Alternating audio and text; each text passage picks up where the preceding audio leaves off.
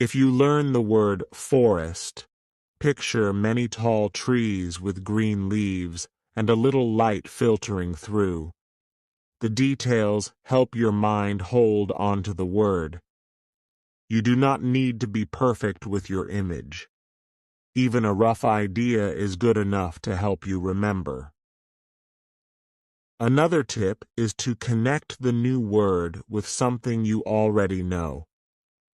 If the word sounds like another word, use that similarity to create a mental picture. For example, if you learn the word breeze, you might think of a gentle wind moving through a field. This connection makes the new word feel less strange. It links to an image or a memory you already have. It is also useful to make the picture move. Instead of just a still image, imagine the word in action. Think of a running dog when you learn the word run. The movement makes the picture more alive in your memory.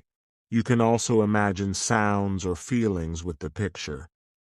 If you think of the word rain, try to feel the drops falling and hear the soft sound. Using more of your senses makes the image stronger. Take your time with each new word. Do not rush the picture in your mind. The slower you build the image, the better it stays with you.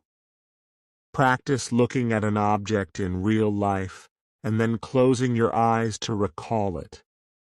This exercise will help you see the difference between a weak image and a strong one. Over time, you will build a bank of clear pictures that match many words. When you study with this method, try to use a notebook or a piece of paper. Write the new word, and next to it, describe the picture in simple words. For instance, for the word sunflower, you can write big yellow flower with a brown center. This small note can help you if you forget the picture. Then, every time you see the word, read your note and close your eyes to see the image. It is important to practice every day. Even if you only spend a few minutes with this technique, it adds up. With regular practice, you will find that the images in your mind become vivid and strong. You will start to associate words with pictures almost automatically. This helps you remember the word when you need it in speaking or writing. Do not worry if the images change over time. It is natural for your picture to evolve. The important part is that you remember the word. Sometimes the image might be different each time you see it. That is okay, as long as the idea of the word stays the same. Each new picture still ties back to the word itself. You can try this method on many types of words. Even for words that are not easy to picture, try to think of a symbol or a sign that represents the idea. For example, for the word friend, you can imagine a smiling face, a handshake, or two people talking happily. These images capture the heart of the word, making it easier to call to mind when you need it. This simple way of learning can make your English study more exciting. It turns word memorization into a creative game. Every new word you learn is like a small drawing in your mind. You are building a gallery of pictures that help you talk and write better. As you add more words, your mental gallery grows. Soon, you will have a rich collection of images that help you use English with more confidence.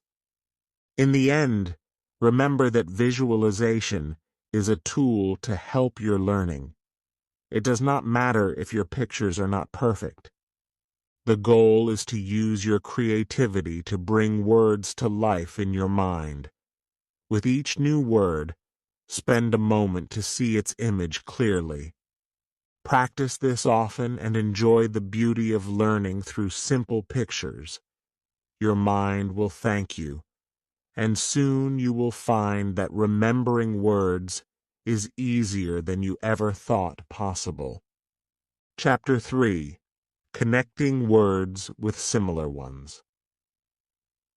Today we learn another step in remembering words. This method is called connecting words. It helps you link a new word with a word you already know. When words are connected in your mind, they become easier to recall. You start to see a small family of words that share a similar meaning.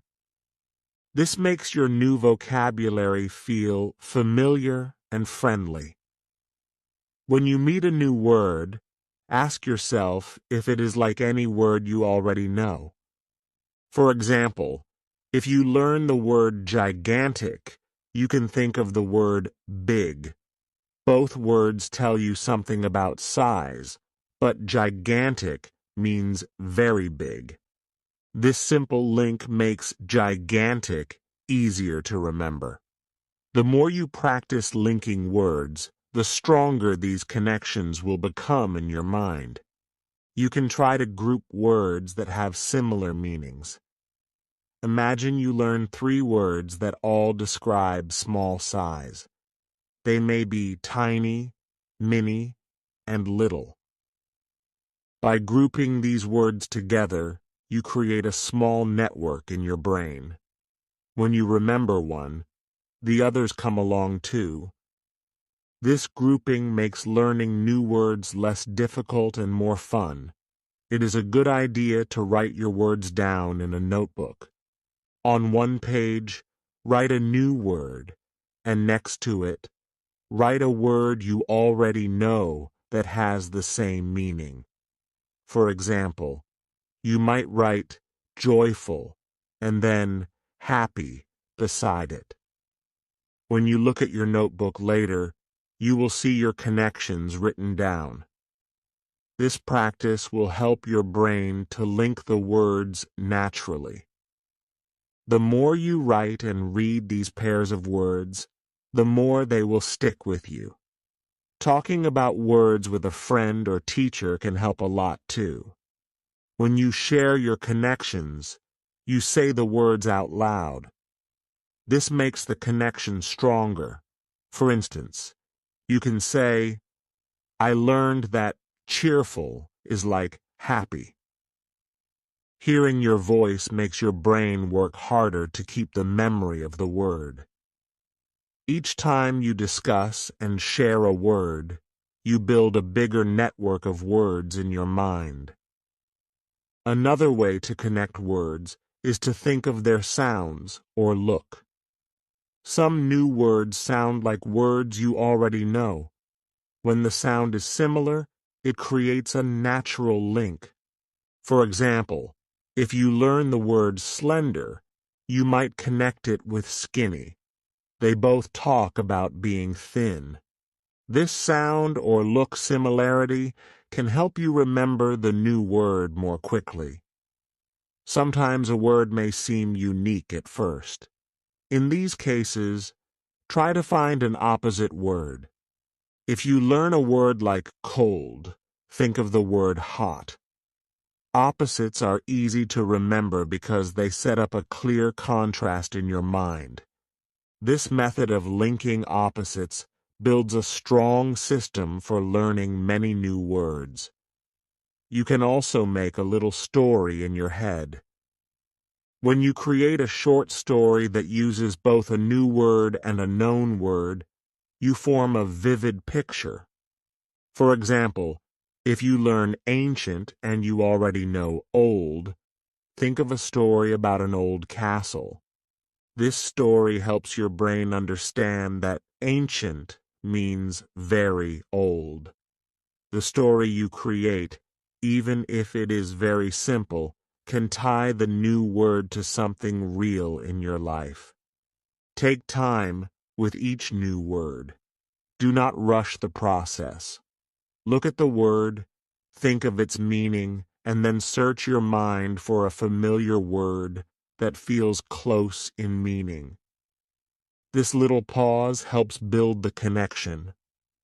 Over time, your brain will start to use these links without much thought.